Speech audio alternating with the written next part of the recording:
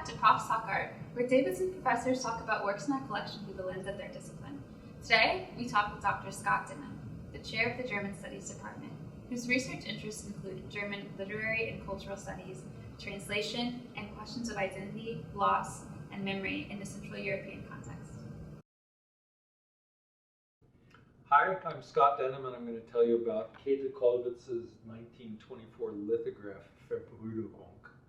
Verbrüderung means something like becoming brothers or brotherliness. It's gendered male because of the word brother. Verbrüderung. Bruder means brother in German. And this can be seen in Kollwitz's broader context of anti-war art.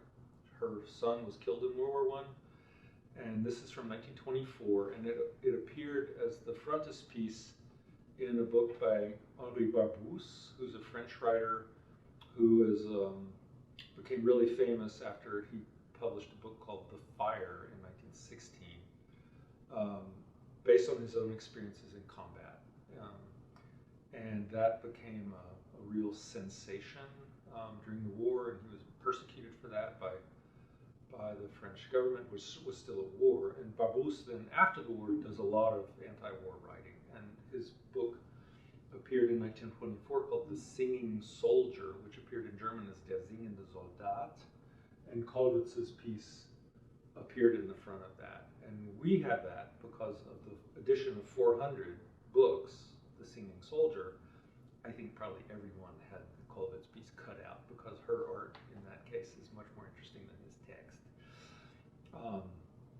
So there's a thriving market, of course, in things like this, and for several $1,000s you could acquire one of these. I just looked on the web and there's a couple of dozen available of that edition of 400.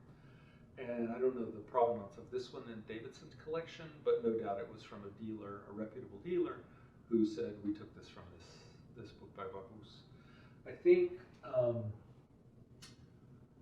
for me, the gaze of the man on the left captures much of what we recognize in Käthe Kollwitz as a kind of intimacy and a kind of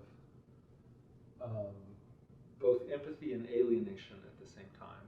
That's how I would teach this. I would ask students to think about what are they looking at, or do the gazes cross each other, or are they looking into each other's eyes, which is kind of how I read this. The embrace, the kind of cartoonish work of the hand here, as opposed to this really almost naturalistic facial expression in Kollwitz. So I think viewers of this, you can look up Kollwitz. She's a really important modernist, Weimar era modernist in Germany, very well known. There's a street named after her in Berlin. She has her own museum in, I think, Cologne.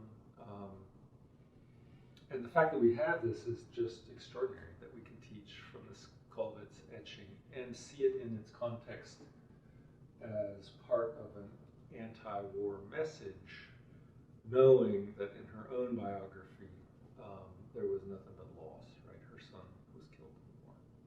So come and see it. What do you think of this work? We have over 4,000 works spanning 5 centuries in our collection. If you want to see more, you can view the collection around campus, online through the collection portal, on our website, and by appointment and collection storage at the Belk Visual Arts Center. We look forward to your visit.